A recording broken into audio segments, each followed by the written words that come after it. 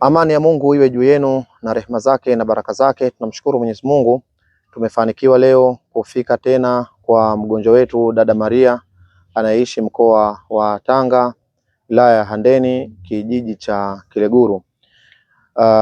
Ndugu zangu, dada Maria nilimposti masiku kadhaa yaliyopita na alipata kuwagusa watu wengi kutokana na hali anazozipitia za maradhi ya kansa na changamoto za kimaisha anazozipitia, ikiwa pamoja na kuwalea watoto wake na hata riski ya kula.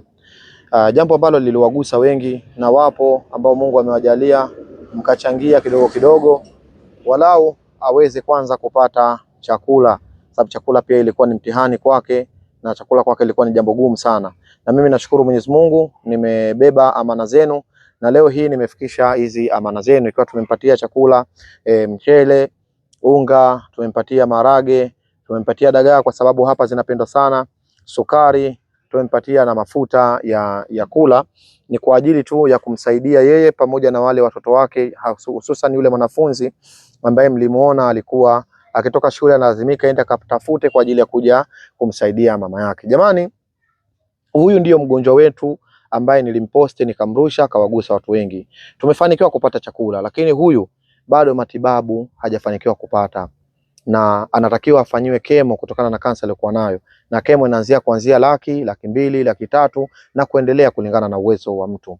Mimi niwaombe wale ambao mnaguswa na matatizo ya watu, especially maradhi na matatizo yanaifika jamii, ndugu zangu, hebu tujitahidi baada ya kuwa tumempatia chakula, hebu tujitahidini katika roho za wema tulizopewa na Mwenyezi Mungu kumsaidia huyu dada akapate matibabu, akapigwe hizo kemo pamoja na mahitaji mengine ya kihospitali, ili aweze kurudi katika afya yake, aweze kuwalea wale watoto wake, kwa sababu kwa hali kama hii hataweza kulea wale watoto, na mazingira anayoishi ndio haya, ni mazingira magumu sana na ni mazingira mazito sana. Tusipoguswa na mambo yanayowafika ndugu zetu katika jamii haya, mambo gani mengine yatakayotugusa?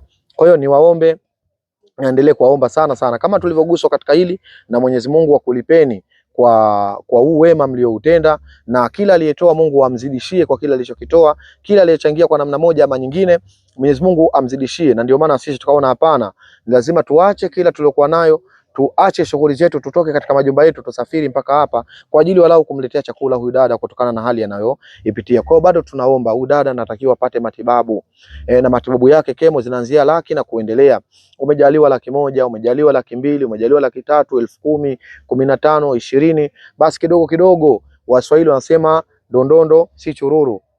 Kidogo kidogo tunaweza tukafikia yale malengo, walau tukawa tumemsaidia huyu, na Mungu atatubariki kwa uwezo wake. Ukiwa una tabia ya kuguswa na matatizo yanayomfika ndugu yako na wewe ukajitoa katika kumsaidia, basi ujue Mungu pia atatatua shida zako, atatatua matatizo yako. Na kwa yule ambaye unatamani kufika hapa, sisi tuko tayari kukupa ushirikiano mpaka kufika hapa alipo huyu mgonjwa, uweze wewe mwenyewe kumuona, na kama una chochote cha kufikisha kwa mkono wako uweze kukifikisha. Lengo letu, nia yetu na makusudi yetu ni huyu dada aweze kupata matibabu na aweze kutibiwa.